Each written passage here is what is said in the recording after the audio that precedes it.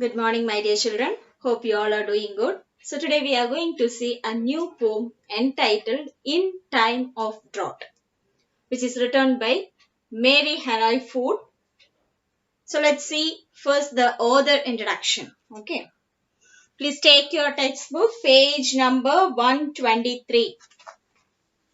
First, I'll read the author introduction. Mary Hanoi Foote, her lifetime is between 1846 to 1918. She was an Australian poet, editor, and teacher who is best remembered for her poem Where the Pelican Builds, which was published in 1885 as part of an anthology titled Where the Pelican Builds and Other Poems. She was a woman of great courage and initiative. In spite of the hardship that she faced in life, she was vivacious. She was the first woman to make a mark in Australian literature. Okay. So we had seen her lifetime is between 1846 to 1918. She was a Scottish born Australian poet. She's not only a poet, she's an editor and a teacher. Okay. Her famous or the best work of Mary is Where the Pelican Builds and Other Poems. It's a collection of poems. Okay, this was considered as her masterpiece. She had written, we had seen she is also an editor, isn't it? She had written short stories and other articles for a magazine, for a weekly magazine, Queenslander, in the pseudonym of La Quinoil.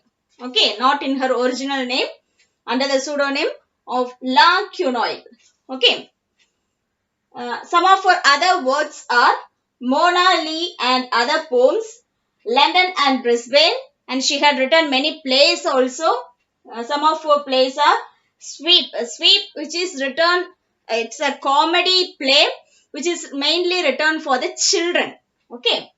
And the other plays are Gordon and Gotch, Brisbane, 1885. Okay. So we can consider this poem as an autobiographical poem because it expresses her personal suffering which she had experienced in her own life. Okay. She was a woman of great courage and initiative. In spite of the hardships that she faced in life, she was vivacious. Vivacious means or very lively and attractive person. Okay. Which means there are some people, though they faced many difficulties in their life, they never ready to give up or they never ready to surrender themselves before the fate. Okay, so they strive hard to attain success in all aspects, and they always give an impression to others, a positive impression to others also. Okay, so whenever any person come across with Mary Hanoi Foote, she was able to reflect a positive vibration among everyone. Okay. She was the first woman to make a mark in the Australian literature. Australian literature ആദ്യമായിട്ട് ഒരു name and fame woman നേടിയത് Mary Hanoi Foote. Okay. So with this introduction, let's get into the poem. So in this video, I'm going to teach you only the first stanza. Okay. So let's see the poem. Page number 122. As I told you, it is an autobiographical poem because Mary Hanoi, she lost her property and all her belongings because of the drought which she had faced in her life. Okay. As a result, what happened?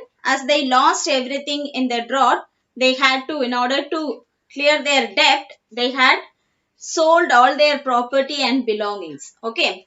After that only, in 1885, she started a school, a private school. That's why in the author introduction, it is mentioned that she is a good initiative also. Though she lost everything, she never ready to give up the courage, okay, or never what never hesitate to approach something new. She is not a teacher before that. Only after this, after losing all her land, what happened? In order to look after her family, she had started a school, and in that field she had success also. Okay. So let's read the poem. First I will read all the three stanza. Then we'll see the first stanza explanation. Let's read a poem that tells us about a drought-hit landscape. The rushes are black by the riverbed, and the sheep and the cattle stand wistful-eyed where the waters were, in a waste of gravel and sand, or pass over their dying and dead to slake their thirst at the slimy pool. Shall they pine and perish in pangs of drought, while thy river, O God, is full? The fields are furrowed, the seed is sown, but no dews from the heavens are shed. And where shall the grain for the harvest be? And how shall the poor be fed?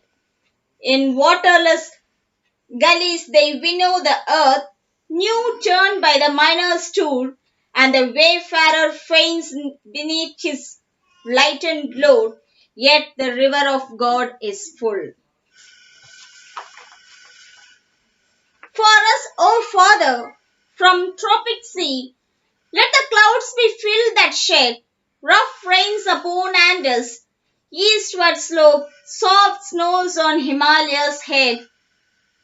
Freight for us as for others thy dark winged fleet, that soon by the waters cool, we may say with gladness, our need was great, but the river of God was full. So here you have seen the river of God is full is repeated again and again, isn't it?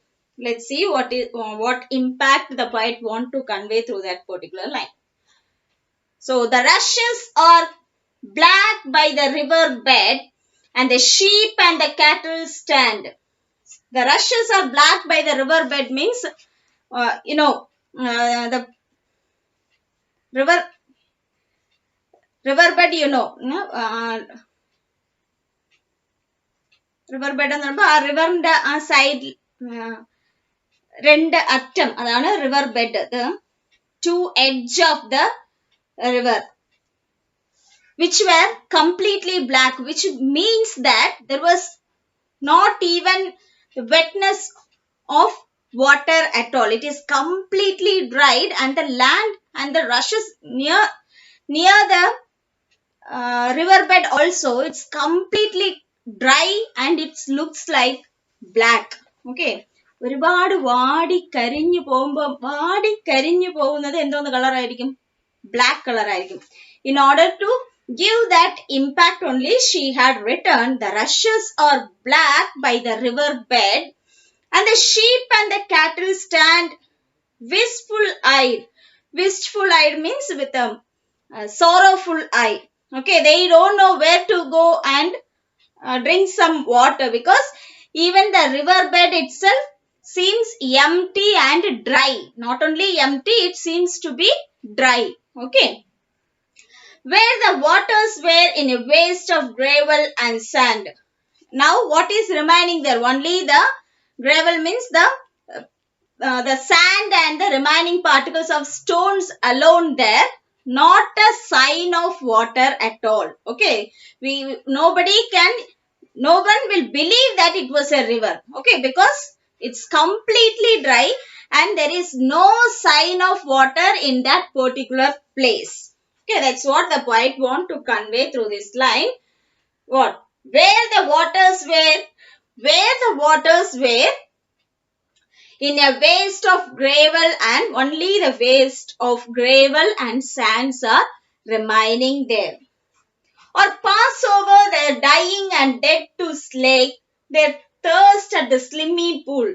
They don't know where to quench their thirst. Okay, now they all completely in full of thirst, and they want some water to quench their thirst, and they are looking for the slimy pool.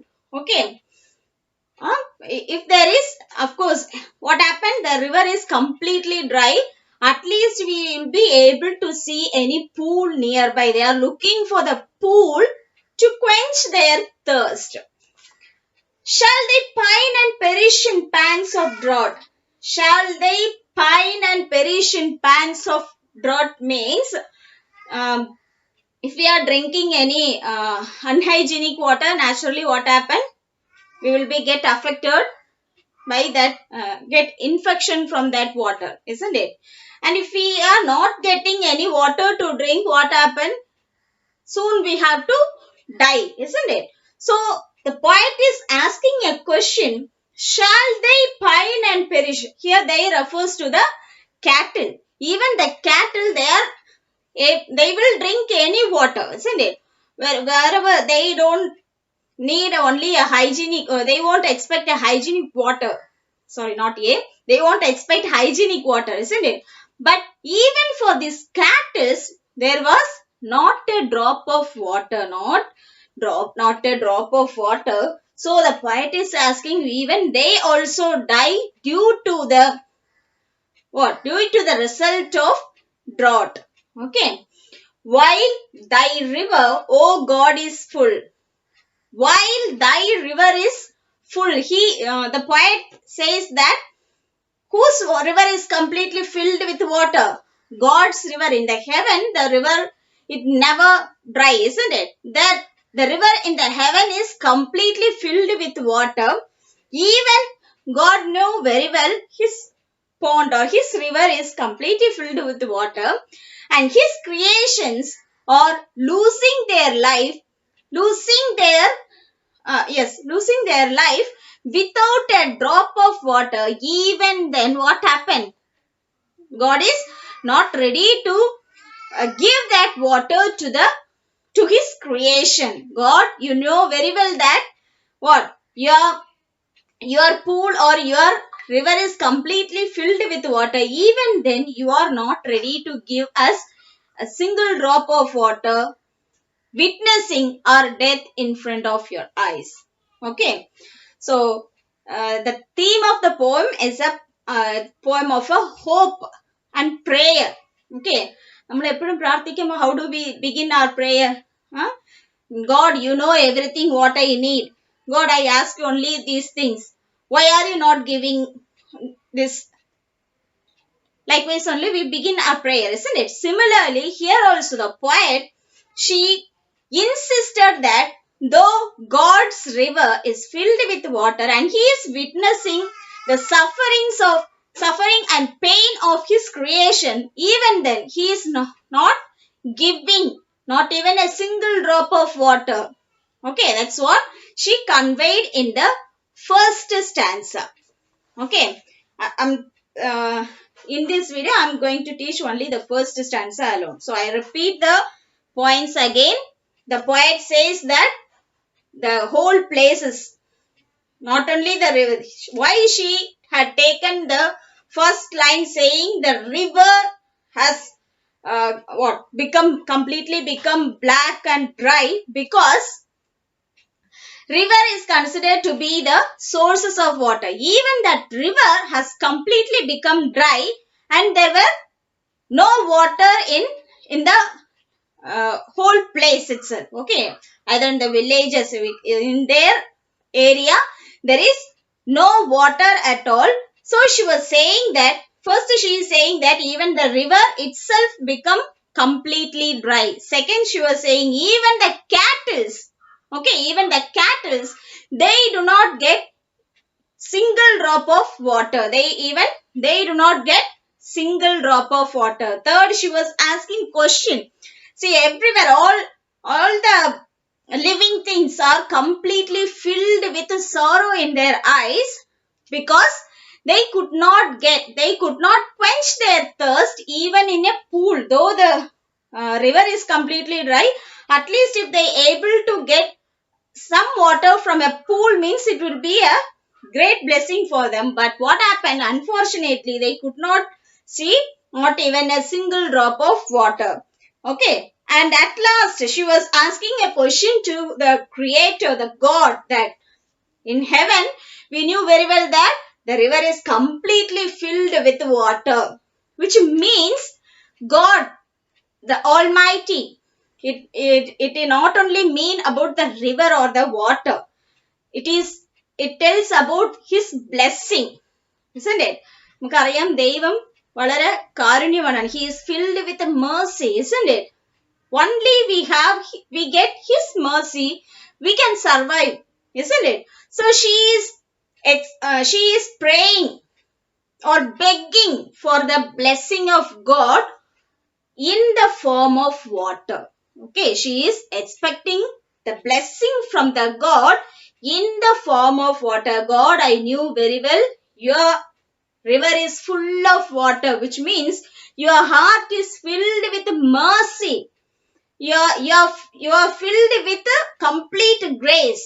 Then why don't you share, or why don't you bless us with those mercy in the form of water? That's the question given by the poet.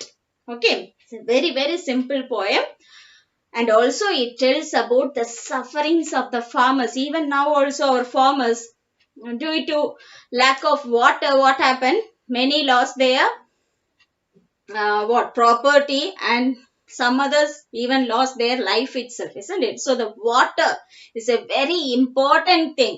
It's a great boon, or great boon, great blessing given by the Almighty. So never waste that water, okay dear, because we knew very well it is not a simple thing. ഒരിക്കലും വെള്ളം ഒന്നും ആരും waste ആക്കരുത്, അതിനെ pollute ചെയ്യുകയും ചെയ്യരുത്. Don't pollute water, because which is considered to be the greatest blessings of God. There are many people who could not even have water to quench their thirst. അവർക്ക് ദാഹത്തിന് പോലും വെള്ളം കിട്ടാതെ എത്രയോ ആൾക്കാർ എത്രയോ നാടുകളിലുണ്ട്. അപ്പൊ നമ്മൾ വെള്ളം വേസ്റ്റ് ചെയ്യുമ്പോൾ അത് ആലോചിക്കണം. Okay, so let's wind up the class with this first stanza. See you in the next class, dear. Thank you. Study, revise your portions regularly, and then if you have any doubt, please message to me in my personal WhatsApp number. Okay. Thank you, dear.